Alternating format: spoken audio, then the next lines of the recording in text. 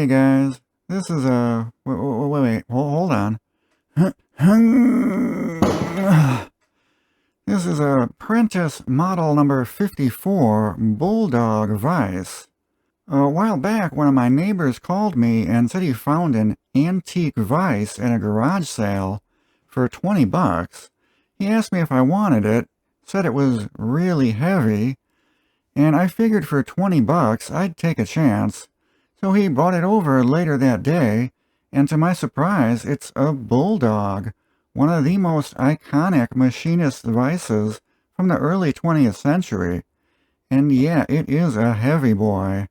This weighs, I'd say around 330 packs. Pretty heavy, but it does have some issues. The first problem is on the back of the dynamic jaw slide. It's cracked, and this crack goes all the way through up to here. This is pretty common on old vices, whenever some doofus would hammer on the back of it.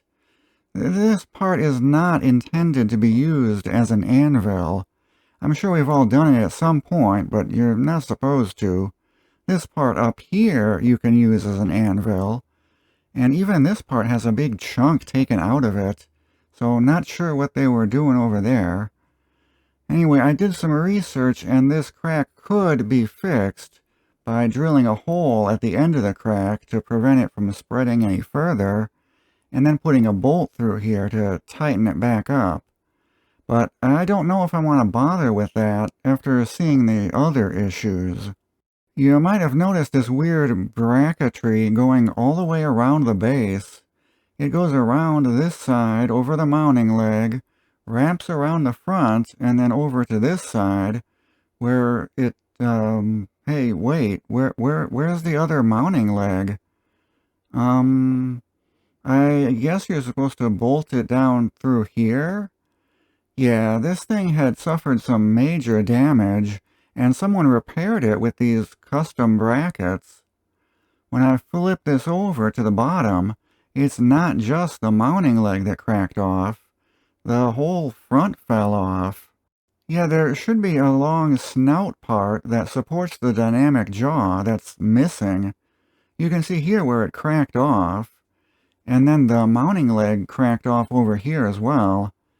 This big block thing here is a chunk of cast iron that they're using to essentially replace that jaw support. It's screwed to the brackets with these screws, and when we flip it back over, they got square nuts on them. So this was likely done quite some time ago. Then they even added some shim material here to act as a wear strip.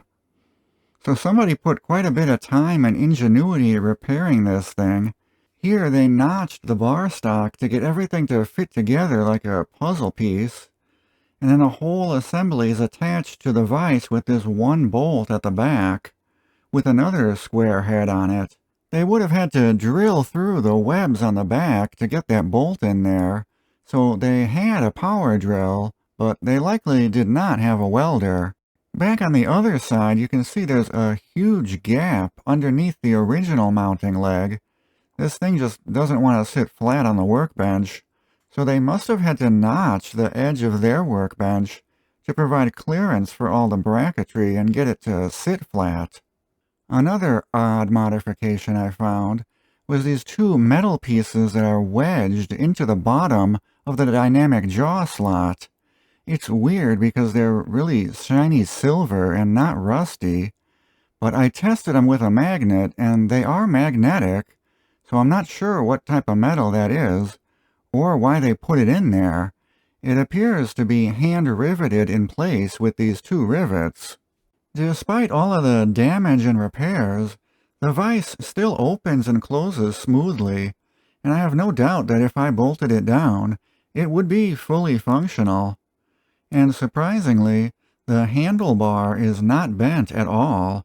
Usually on old vices, that handle is bent. Maybe they replaced it at some point, but it looks original. So yeah, it's got some issues. If this were in better shape, it'd be worth, I don't know, $300 or $400. But in this shape, At first, I was disappointed with it, even though it was only 20 bucks.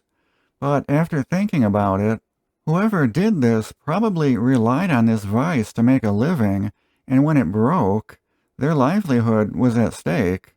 So they made do with whatever limited resources they had, and they found a way to get it back into service, which I have immense respect for, even though they found a janky way of doing it. So I'm just going to leave this the way it is as a reminder of that. I got a couple old cast iron table bases around here, so I might bolt it to one of those to make a stand for it at some point.